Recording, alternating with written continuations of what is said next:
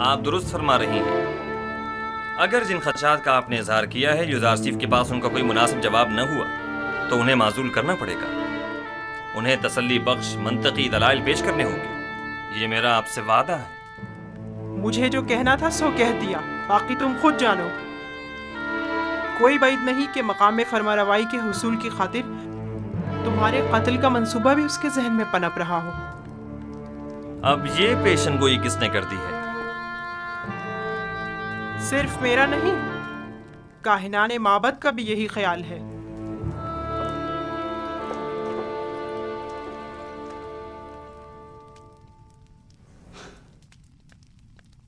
یہ لوگ سازشیں کرنے سے کبھی باز نہیں آئیں گے۔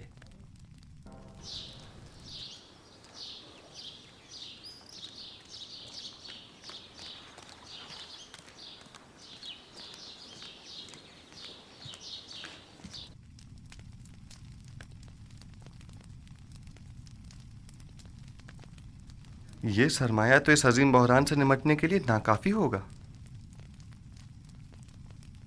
اسموتھ، بطور خزانہ دار مطلوب سرمایہ کے حصول کے ذرائع معلوم ہونے چاہیے۔ اس سلسلے میں ہمیشہ اسے بہترین طریقہ محصولات میں اضافہ اور لوگوں سے خراج کی مزید وصولی ہی رہا ہے۔ نہیں، یہ طریقہ تو ضرورت مندوں اور محتاجوں کو مزید مشکلات میں ڈال دے گا۔ اگر کوئی اتنا زیادہ محصول ادا نہ کر سکے تو کیا ہوگا؟ میرا خیال ہے کہ ہمیں سرمایہ کی فراہمی کے لیے کوئی اور طریقہ اختیار کرنا ہوگا۔ درود بر عالی جناب یوزار سیف۔ تم پر بھی خدا کا درود ہو۔ یہاں کیا کر رہے ہو؟ پنتو اور اسموتھ پر بھی خداوند کا درود ہو۔ درود بر نروز۔ عالی جناب، کل ہورم ہوپ جناب اقمہو سے ملنے معبد گئے تھے، البتہ اس کی وجہ معلوم نہیں ہو سکی۔ میں ہورم ہوپ کی جانب سے زیادہ فکر مند نہیں ہوں۔ ممکن ہے وہ اقتدار کا خواہش مند ہو، لیکن آمون ہوتب سے ہرگز غداری نہیں کرے گا۔ وہ اتنی آسانی سے اپنے ضمیر کا سودا نہیں کرے گا۔ اور آج جناب اقمہو بانوتی سے ملاقات کو گئے تھے اور ان سے تقاضا کیا کہ وہ آپ کے خلاف کوئی اقدام کریں۔ تم نے خود انہیں دیکھا تھا؟ نہیں، بانوتی کی خادمہ نے خبر دی ہے۔ وہ ابھی چند لمحے پہلے ہی اس کام کے لیے روانہ ہو چکی ہیں۔ بلا شبہ ان کا مقصد آخمہو کی درخواست کو عملی جامہ پہنانا ہوگا۔ سب کچھ ممکن ہے، لیکن اس صورتحال سے پریشان ہونے کی ضرورت نہیں۔ میرا اور آپو پیس کا ماجرا یاد ہے نا آپ کو؟ وہ سازش معبد ہی کی تھی۔ میں جانتا ہوں کہ کاہنان معبد آمون اپنے اہداف کے حصول کے لیے کسی بھی قسم کے اقدام سے دریغ نہیں کریں گے، لیکن میرے پاس بھی ایک قادر و توانا خدا ہے۔ میں خود کو اس کے سپرد کرتا ہوں۔ ویسے انہیں فکر مند ہونا بھی چاہیے۔ بالآخر کاہنان معبد آمون کو اپنا وجود خطرے میں جو نظر آ رہا ہے، سو انہیں اپنے بقا کے لیے ہاتھ پیر مارنے بھی چاہیے۔ لیکن مجھے یقین ہے کہ اس مبارزے میں میں اور میرا خدا ہی کامیاب ہوگا۔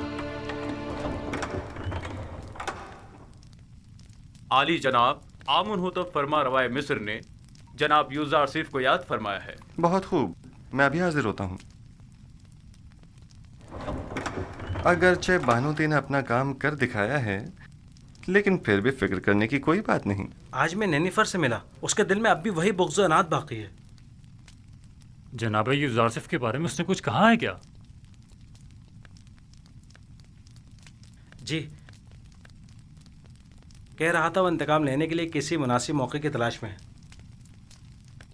جانتا ہوں کہ نینیفر کبتا ایک خطرناک انسان ہے، لیکن پریشانی کی کوئی بات نہیں۔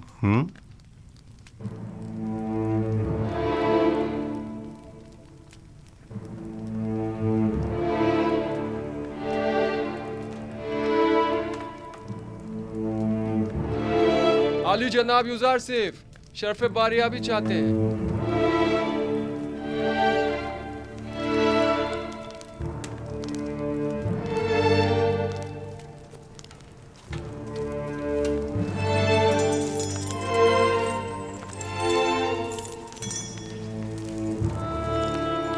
درود بر فرما روا اور بانو محترم۔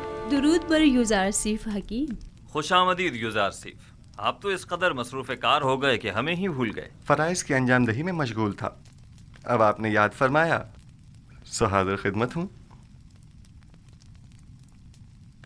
میں گزشتہ ایام میں انجام پانے والے امور کی تفصیل جاننا چاہتا ہوں۔ فی الحال تو کوئی خاص کام عمل میں نہیں آئے جناب فرما روا۔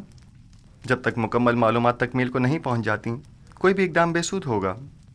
مثلا ہمیں یہ معلوم ہونا چاہیے کہ مصر کی آبادی کتنی ہے، مرد و خواتین کی تعداد، بوڑھوں اور بچوں کی تعداد، ہر شہر میں مقیم افراد کی تعداد کتنی ہے، کتنے افراد شہر نشین اور کتنے زراعت پیشہ ہیں، اور یہ کہ کون سی زمینیں قابل کاشت ہیں اور کن خطوں میں واقع ہیں۔ تبھی کہیں جا کر کوئی سنجیدہ اور مناسب اقدام عمل میں لایا جا سکتا ہے۔ ہماری قابل کاشت زمینیں صرف نیل کے اطراف میں واقع ہیں، اور جس کا جاننا زیادہ مشکل بھی نہیں ہے۔ میرا خیال ہے کہ ہر وہ زمین جہاں پانی موجود ہو قابل کاشت ہے۔ فراوانی کے ان 7 سالوں میں نہ صرف دریائے نیل کے پانی میں اضافہ ہوگا بلکہ ارادہ خداوندی سے بارش پوری سرزمین مصر کو سیراب کر دے گی۔ کون سا کام ہے جو آپ کے خدائے یکتا کے دست قدرت میں نہ ہو؟ پورے مصر پر 7 سال باران رحمت کا برسنا۔ پھر تو تمام سرزمین مصر میں ہی کاشتکاری کی جا سکتی ہے۔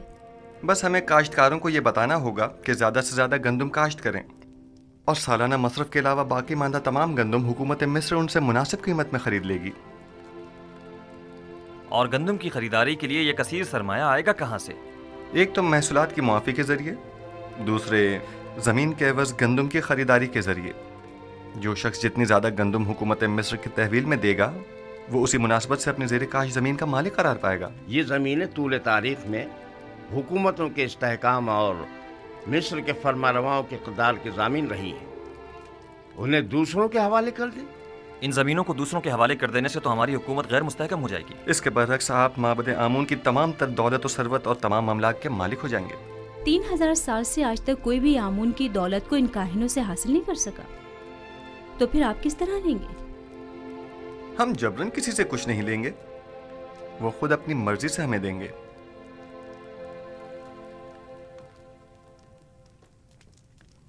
مجھے اب بھی اپنے سوال کا جواب نہیں ملا۔ کیا اس طرح ہماری حکومت غیر مستحکم نہیں ہو جائے گی؟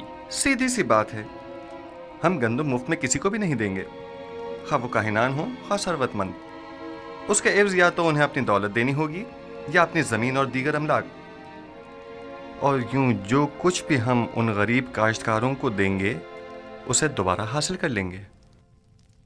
اگر سرمایہ دار طبقہ اور کاہنان خود ذخیرہ کر لیں تو انہیں ہم سے گندم خریدنے کی کیا ضرورت ہوگی؟ میں آپ کو یقین دلاتا ہوں کہ ماں سوائے حکومت مصر کے کوئی بھی گندم کی ذخیرہ سازی میں کامیاب نہیں ہو سکے گا۔ کیا مورد نظر سرمایہ کی فراہمی کی کوئی اور صورت نہیں ہو سکتی؟ کیوں نہیں، بالکل ہے۔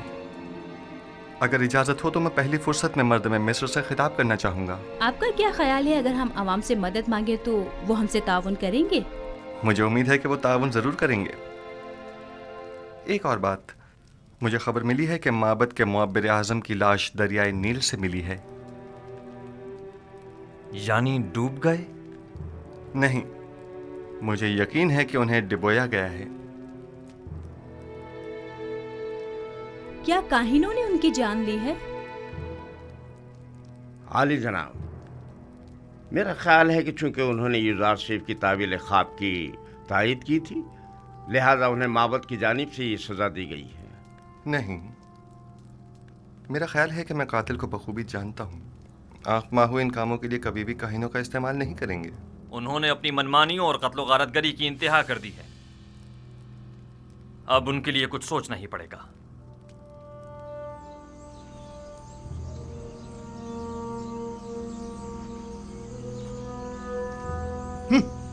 یہ سب لوگ ایک بیگانے کافر کے ہاتھوں میں کھلونا بنے ہوئے ہیں۔ پتہ نہیں فرما رواں کے خواب کی تعبیر کی خاطر ان بیچارے عوام کو نہ جانے کیا کیا سہانے خواب دکھا ڈالے۔